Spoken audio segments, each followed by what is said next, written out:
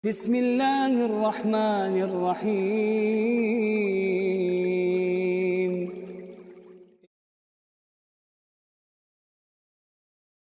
Masih kita akan berbicara tentang satu langkah untuk mencapai kesejiwaan pasangan suami istri. Kesejiwaan pasangan suami istri ini ibarat unsur-unsur kimia yang menyatu dalam satu rumah tangga. Yang jika unsur-unsur kimia ini menyatu, walaupun dia berbeda, namun bisa melahirkan satu unsur yang bernama wonderful family. Untuk mencapai kesejiwaan dalam berumah tangga ini, ada 10 langkah yang harus kita lalui agar betul-betul tercipta kesejiwaan itu. Kita telah membahas langkah pertama, yaitu saling mengerti, saling memahami pasangan suami istri. Langkah kedua juga telah kita bahas, saling terbuka. Tidak ada perkara-perkara yang tidak prinsip kita tutupi. Tapi adanya saling keterbukaan antara pasangan suami istri. Nah, pada pertemuan hari ini, kita akan masuk pada langkah ketiga, agar kesejiwaan ini bisa terwujud. Apa itu? Berdamai dengan dinamika rumah tangga. Yaitu berdamai dengan seluruh pernak-pernik, seluruh suka duka yang terjadi dalam kehidupan berumah tangga. Karena kehidupan berumah tangga itu sendiri adalah merupakan interaksi yang selalu terjalin, selalu berjalan, bahkan berulang dan berulang. Mungkin juga merupakan interaksi yang memiliki durasi yang paling banyak dari durasi waktu yang kita habiskan dalam sehari semalam. Nah, tentulah dari interaksi ini, dari pergaulan ini, saling bergaul, saling bertemu, saling berkomunikasi, tentu akan terjadi dinamika. Tentu akan terjadi problematika. Dan kalau kita sikapi dengan tidak berdamai dengan dinamika ini, maka kesejiwaan di dalam berumah tangga yang merupakan salah satu pilar penting menggapai keluarga sakinah itu tidak akan terwujud. Kita melawan dinamika itu, atau kita menentang dinamika itu, ataupun kita mengingkari adanya dinamika itu. Pemirsa Ruas TV yang sama berbahagia, mari kita melihat slide berikutnya.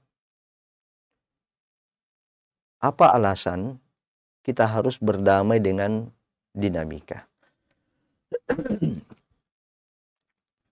Mengapa pilihan inilah yang merupakan pilihan yang tepat dalam menghadapi dinamika rumah tangga?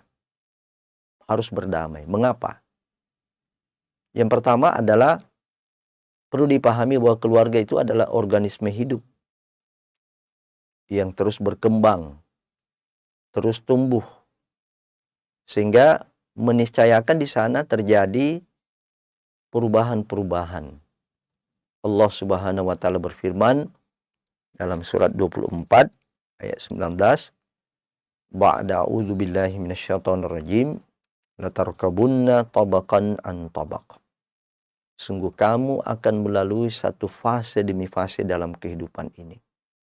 Salah satu ciri di antara fase kehidupan organisme hidup ini adalah pertumbuhan. perkembangan. Hampir di berbagai aspek. Kecuali yang terkait dengan karakter dasar yang Allah Subhanahu wa taala berikan kepada masing-masing manusia yang bernama laki-laki dan manusia yang bernama perempuan. Itu ada karakter dasar yang memang sudah seperti itu, tidak bisa dirubah. Nah, keluarga ini adalah organisme hidup yang terus tumbuh dan berkembang. Maka pastilah akan terjadi di sana dinamika. Pastilah akan terjadi hal-hal yang sesuai dengan keinginan kita atau hal-hal yang tidak sesuai dengan keinginan kita. Pastilah akan terjadi pertengkaran-pertengkaran atau mungkin di situ ada momen-momen kita merasakan keindahan, kebahagiaan di dalam rumah tangga kita. Maka itulah dinamika. Sehingga tidak ada jalan lain. Dinamika ini kita harus berdamai. Sebab dia adalah keniscayaan. Yang kedua, mengapa kita harus berdamai dengan dinamika? Karena dinamika itu adalah sunnatullah. Apa itu sunnatullah? Yaitu takdir Allah Subhanahu wa taala kepada umat manusia yang selalu terjadi berulang. Selalu terjadi berulang, dan itu terjadi kepada siapa saja. Sunnatullahi allati qad khalat min qabl walan tajida li sunnatillahi tabdila. Nah, sunnah Allah itu sudah terjadi sejak dulu. Dan yang namanya sunnah ini tidak melihat siapa. Tidak melihat zaman. Termasuk dinamika ini. Para nabi saja berkeluarga ada dinamika. Kita sudah sering menggambarkan bagaimana dinamika rumah tangga yang terjadi pada keluarga teladan kita Rasulullah Shallallahu Alaihi Wasallam, apalagi dengan 9 orang istri. 1 orang istri saja sudah ada dinamika di dalamnya, apalagi 9 orang istri. Mungkin salah satu di antara hikmah Allah Subhanahu Wa Taala mentakdirkan dan membolehkan Nabi kita Muhammad Sallallahu Alaihi Wasallam nikah sebagai satu sifat kekhususan bagi beliau Sallallahu Alaihi Wasallam adalah agar kita mengetahui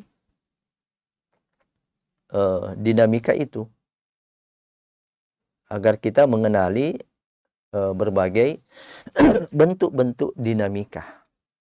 Sebab 1 saja istri sudah dinamika, apalagi 9 orang istri. Ini sunnatullah, terjadi pada Nabi, terjadi pada Rasul. Apalagi kita ini yang bukan berstatus Nabi dan Rasul. Tentulah dinamika itu ada. Maka dia adalah sesuatu yang sifatnya sunnatullah dan akan berulang. Tidak ada satupun keluarga di dunia ini yang tidak punya dinamika. Tidak ada satupun keluarga di dunia ini yang kondisinya tidak pasang surut. Yang dia terus pasang. Tidak seperti itu. Ada waktu-waktu tertentu dia surut. Tidak ada satu keluarga pun di dunia ini, siapapun, yang tidak memiliki suka dan duka. Itulah dinamika, sunnatullah. Kemudian yang ketiga, dinamika itu bertujuan untuk menguji. Ya, jadi dinamika ini adalah ujian. Apa tujuannya Allah Subhanahu wa taala memberikan dinamika ini? Bukan sesuatu yang statis, yang begitu-begitu terus, tidak. Tapi ada dinamika. Apa tujuan Allah memberikan dinamika ini? Dinamika Ada hal-hal yang kita senangi, ada hal yang kita tidak senangi. Ada keburukan yang menimpa keluarga, bukan hanya satu anggota keluarga, tapi dialami oleh seluruh anggota keluarga. Seluruh anggota keluarga merasakan dinamika dari sesuatu yang tidak disenangi itu. Atau sebaliknya, keluarga secara keseluruhan mengalami kesenangan, kebahagiaan, kegembiraan. Nah, ini silih berganti.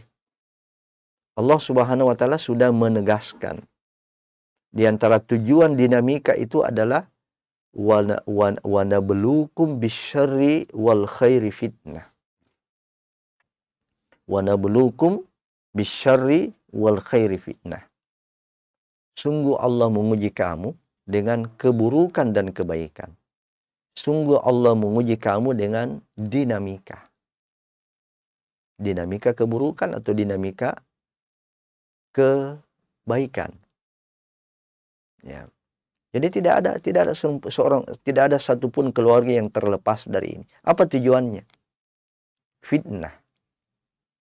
Apa itu fitnah? Fitnah itu adalah ujian.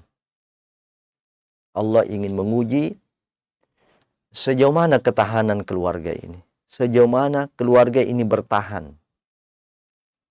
Ada keluarga yang jatuh pada saat dia mengalami dinamika keburukan, dinamika kejahatan, gangguan baik internal maupun eksternal.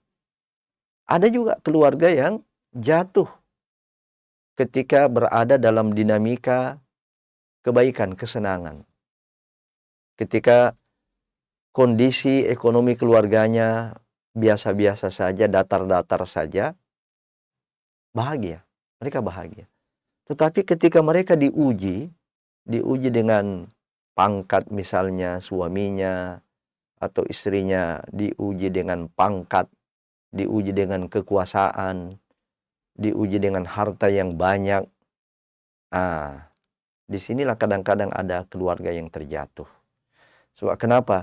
Dengan harta yang banyak, dengan kekuasaan yang banyak, memungkinkan kita untuk memenuhi semua keinginan. Ya, bukankah keinginan-keinginan kita itu banyak dipengaruhi oleh kekuasaan?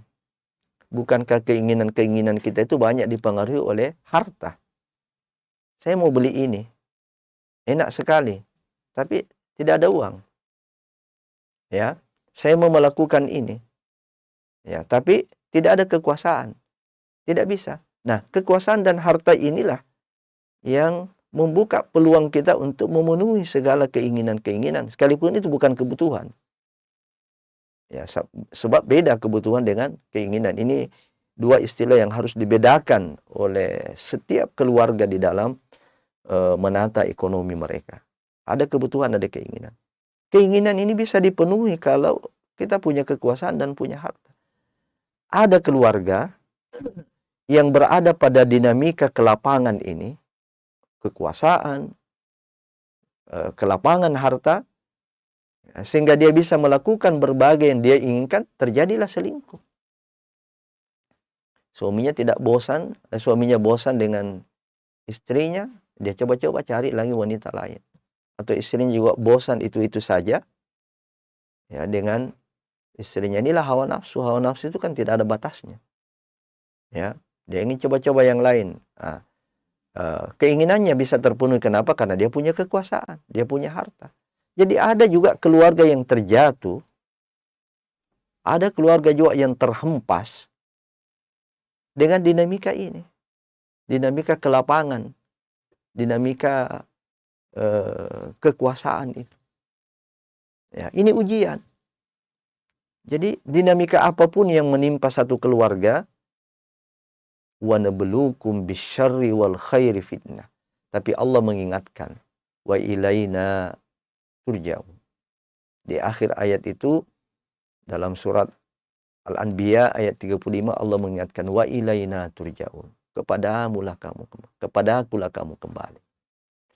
Apapun fenomena, apapun dinamika yang kamu hadapi, ingat, bahwa kamu akan kembali pada Allah Subhanahu wa taala. Kamu akan mati, kamu akan meninggal. Kamu nanti akan dibangkitkan di hari akhirat untuk mempertanggungjawabkan semuanya. Inilah beberapa alasan kenapa kita harus berdamai dengan dinamika. Sehingga kesejiwaan berumah tangga ini terbangun, menjadi kuat. Dia harus berdamai dengan dinamika. Dia harus menerima dinamika itu. Dia harus mensikapi dinamika itu secara positif. Nah, bagaimana kita menghadapi dinamika ini? Atau dengan kata lain, apa makna berdamai dengan dinamika? Mari kita lihat tips-tipsnya. Bagaimana anggota keluarga mengkondisikan dirinya untuk berdamai dengan dinamika ini.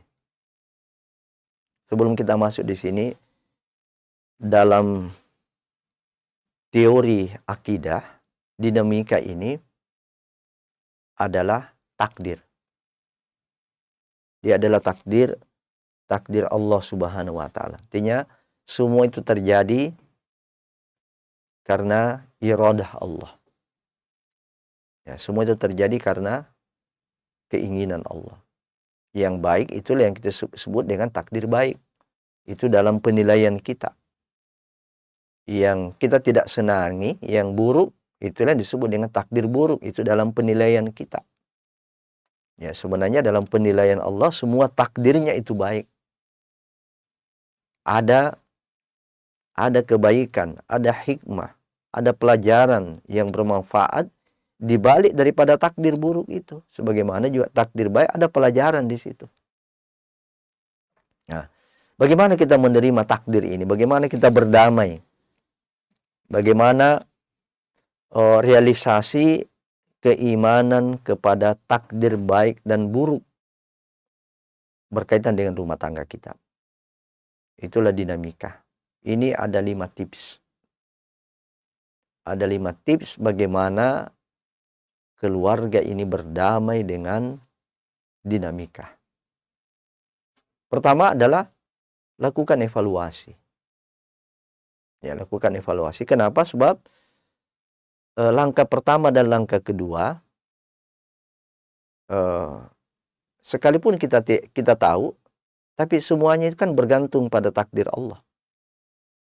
Anda sudah berupaya saling mengerti dan memahami pasangan. Tapi kadang-kadang berulang lagi sesuatu yang seolah-olah dia tidak memahami pasangannya. Sehingga lahirlah perkataan pasangan selalu berulang. Bapak ini selalu saja ini. Mungkin dia sudah pahami, tapi ya seseorang kadang-kadang terjatuh. Khilaf ya. Ya, terjatuh pada hal yang sama. Ya. Termasuk terbuka. Sudah berupaya untuk belajar terus terbuka. Tapi kadang-kadang dia sengaja, dia tidak sengaja, ada yang dia tutupi. Dan sesuatu yang ditutupi ini tidak disenangi oleh pasangan kita. Ya, maka ini kita evaluasi. Evaluasi inilah yang melahirkan saling menasihati, saling mengingatkan. Nah, tentu evaluasi itu kita tujukan pada diri kita dulu, bukan kita saling mengevaluasi pasangan. Sebab tidak lebih baik mengevaluasi orang lain sebelum kita mengevaluasi diri kita sendiri. Ya, sebab kalau dia bukan berkaitan dengan hal-hal yang merupakan otoritas dari orang yang mengevaluasi, itu biasanya kita tidak ridho. Ya, kita ini mau diterima di satu instansi perusahaan, itu kan ada ujian. Bahkan kalau kita ingin menetap, ingin naik pangkat, ingin naik level di satu instansi perusahaan, ada evaluasi. Ya, tentu kita ridho. Kita ridho kepada atasan kita yang melakukan evaluasi. Tapi kalau pasangan kita yang mengevaluasi, umumnya kita tidak ridho. Ya, sebab dari hasil evaluasi itu pasti hasilnya ada baik ada buruk. Ya, tentu kita tidak ingin dievaluasi oleh pasangan kita. Karena itu evaluasi diri kita sendiri dulu. Ya, evaluasi diri kita sendiri dulu. Dan kita berani menyampaikan, oh ini. Oh, ternyata ini. Inilah yang dimaksud juga saling terbuka. Ya, saling terbuka. Maka Umar bin Khattab radhiyallahu anhu pernah mengatakan, rahimallahu mra'an arafa qadra nafsih. Semoga Allah merahmati orang yang mengetahui dirinya. Orang yang tahu dirinya sendiri. Dia salahkah? Atau dia baik? Dia tahu kadar kemampuannya. Nah, Umar bin Khattab mendoakan orang yang seperti ini. Didoakan. Semoga Allah merahmati. Ada orang yang tidak tahu diri. Ya, dia tidak tahu diri, tidak tahu mengevaluasi diri. Hanya selalu ingin mengevaluasi orang lain. Nah ini, kita lakukan evaluasi bersama. Hasibu anfusakum qabla an tuhasabu. Umar bin Khattab juga menasihatkan seperti itu. Evaluasilah dirimu sebelum kamu dievaluasi oleh Allah. Kalau kita mengevaluasi diri kita di dunia ini, itu masih ada kemungkinan untuk kita merubah apabila ada keburukan. Di akhirat itu sudah tidak ada lagi. Tidak ada lagi jalan untuk kita memperbaiki yang sudah rusak itu. Nah, ini tips yang pertama. Melakukan evaluasi. Yang kedua adalah jangan bosan dan letih untuk terus belajar dan berlatih. Ya. Jadi seperti saling memahami, saling terbuka. Mungkin karena kebiasaan kita ini tertutup, kebiasaan kita ini hanya mau dipahami, tidak mau memahami orang. Kita berlatih terus memahami orang. Kita terlatih terus mengenal pasangan kita. Kita berlatih terus terbuka. Nah, karena itu hal-hal yang kecil kepada pasangan kita jangan ada yang kita tutupi. Termasuk handphone. Tidak usah dipakaikan password kepada istri kita, kepada suami kita. Itu latihan terbuka. Kita mau kemana ya? Kita biasanya pulang jam 10 malam. Atau sudah ada di rumah kalau siang hari jam 4. Ya, atau setengah 5 ya. Jam 4 pulang, kita tiba jam setengah 5, jam 5. Tiba-tiba kita tiba di rumah akan tiba di rumah mungkin bukan pada jam tersebut. Ya kita sampaikan, kita terbuka, saya ke sini. Ya, saya ada halangan. Ya. Kalau satu kali mungkin terlambat pulang tidak apa-apa. Istri mengatakan, oh ada halangan mungkin. Tapi kalau sudah berkali-kali, sudah mulai muncul kecurigaan. Jam 5 paling lambat tiba di rumah, ini sudah berapa hari jam 7. Habis maghrib baru tiba di rumah. Jam 10 biasanya sudah ada di rumah. Kok ini paling cepat setengah 11. Rata-rata jam 12, jam 11. Ada apa ini? Ya. Kalau kita sudah menyampaikan sebelumnya, itu no problem. Ya. Nah, ini namanya berlatih terbuka. Ya, berlatih terbuka. Sebab memang sesuatu yang ditutupi itu cenderung orang mencari ada apa itu. Ya, kayak saya ambil contoh misalnya ya. Ada yang setiap antum melihat di situ ada benda, saya selalu kasih begini. Ya, saya selalu tutupi. Orang akan penasaran, apa itu yang ditutupi. Ya, jadi jangan harap sesuatu yang tertutup itu akan tertutup terus. Ya. Sebab itulah satu perbuatan yang mengundang orang untuk membuka. Tapi kalau sudah dibuka itu kan tidak ada masalah. Nah, ini berlatih terus dan jangan letih. Saya sudah capek. Sudah capek, sudah berapa kali saya beritahu. Selalu berulang dan berulang. Saya sudah capek. Ya. Ini kadang-kadang bukan dalam hal-hal yang prinsip juga ya. Nah, kalau sudah memang dalam hal-hal yang prinsip, masalah pelanggaran akidah, pelanggaran syariat, Nah, kalau itu sudah berulang-ulang tidak bisa berubah ya, larinya tentu ke talak, ke cerai.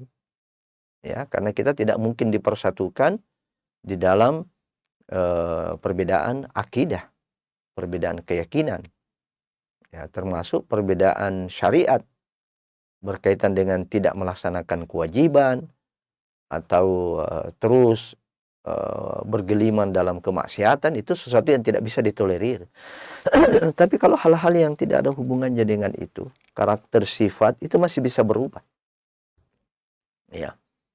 Nah, yang ketiga, ingat visi keluarga. Ingat visi keluarga. Visi keluarga inilah yang menjadi penyatu, menjadi perekat. Ya, kita sudah pernah menjelaskan visi keluarga itu ada yang namanya visi utama, visi prinsip. Apa visi utama dan prinsip dalam rumah tangga? Kekal sampai di surga. Ingin terus menyatu sampai di surga. Itu reuni di surga. Itu visi utama dan utama. Nah, tidaklah mungkin Anda ini menyatu kembali, bersama-sama kembali dengan pasangan Anda di surga, kalau Anda melalui jalan-jalan, tidak melalui jalan untuk menuju surga.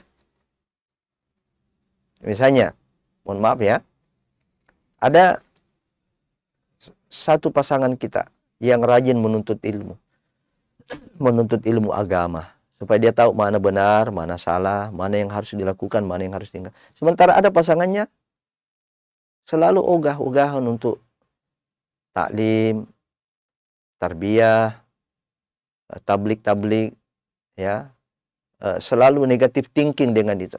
Apa sih itu?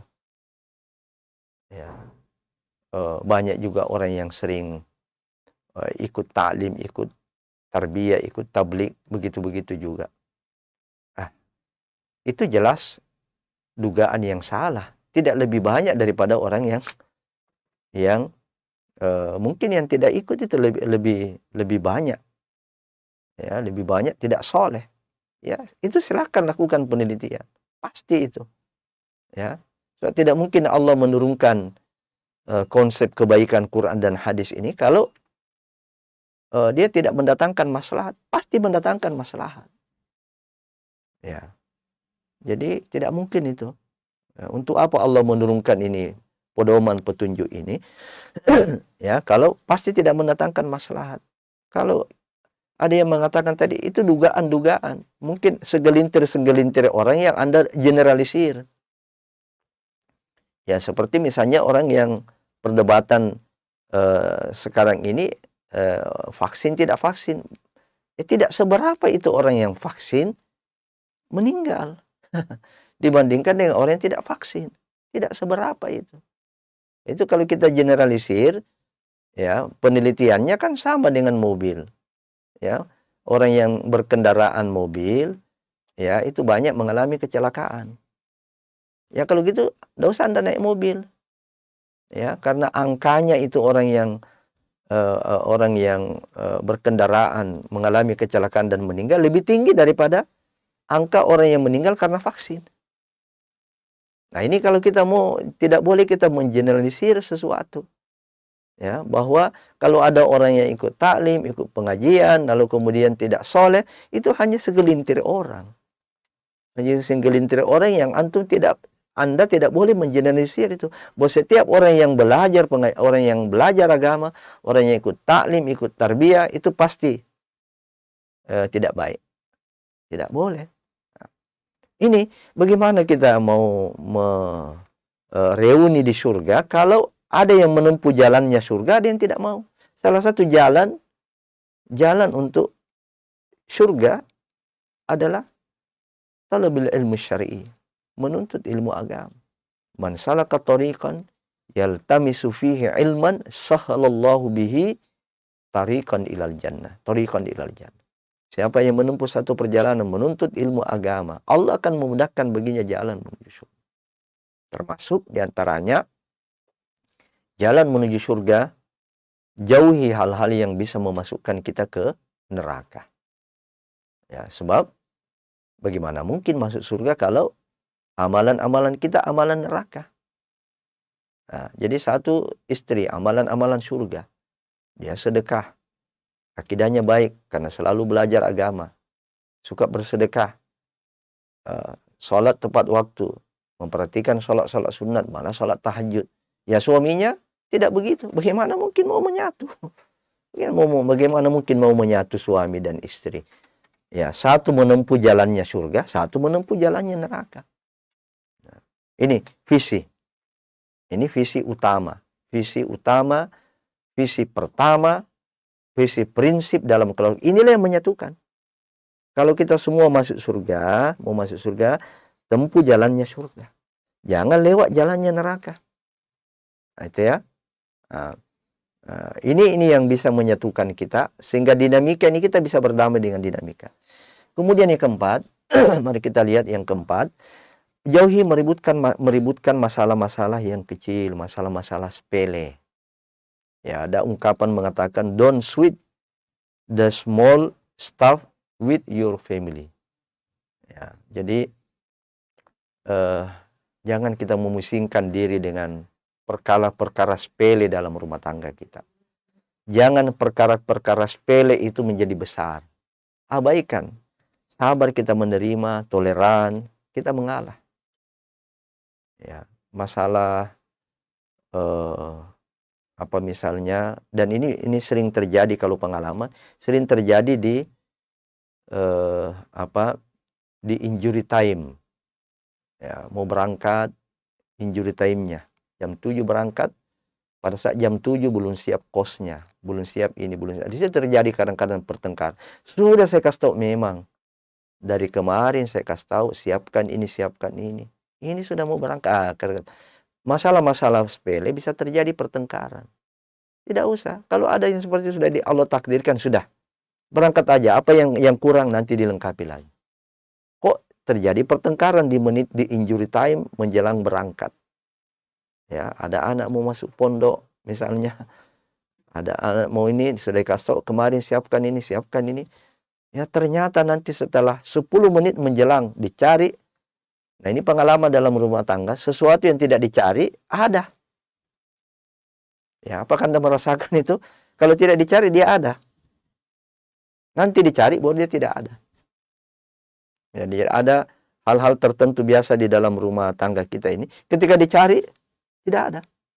Begitu tidak dicari, oh ada di sini. Ya, ini gimana mengantisipasi? Cari untuk waktu yang lama. Buat kesempatan, waktu khusus untuk mencari itu. Apa yang menyebabkan Anda tidak mendapatkan apa yang Anda cari dalam mungkin ada perabot rumah tangga kita, karena Anda terburu-buru. Itu aja. Apa yang menyebabkan Anda terburu-buru? Anda mau cepat mendapatkan sesuatu yang Anda cari pada waktu yang sempit. Nah, itu ya. Nah, yang kedua adalah ketika kita melihat sesuatu yang dicari itu, jangan diabaikan. Kadang-kadang kita abaikan, padahal ini kadang penting. Simpan di tempat yang selalu kita ada di situ. Jadi jangan masalah-masalah kecil ini menjadi sumber keributan. Kita harus coba toleran, bersabar menghadapi itu. Yang kelima, yang terakhir adalah sadari bahwa pasangan Anda ini adalah manusia biasa, bukan malaikat. Ya. Jadi kita tidak bisa berdamai dengan dinamika berkaitan dengan pasangan kita kalau selalu kita melihat pasangan kita itu sempurna. Nah, saya sudah beritahu ini satu berulang-ulang. Itu terus saya beritahu. Ya, pasangan Anda itu bukan malaikat. Jangan letih. Jangan berhenti. Terus diingatkan. Itulah kaidah pendidikan, metodologi pendidikan. Ya, mendidik karakter itu tidak mudah. Mendidik kebiasaan, merubah kebiasaan itu tidak mudah. Dia butuh waktu, butuh proses. Nah, diuji kita ini, apa kita sabar? Ya, terus kita lakukan. Yang baik terus kita sampaikan sambil kita mendoakan pada Allah Subhanahu wa taala. Inilah satu langkah penting untuk mewujudkan sebuah keluarga yang chemistry, yang memiliki kesejiwaan. Ya. Apa langkahnya? Berdamai dengan dinamika keluarga.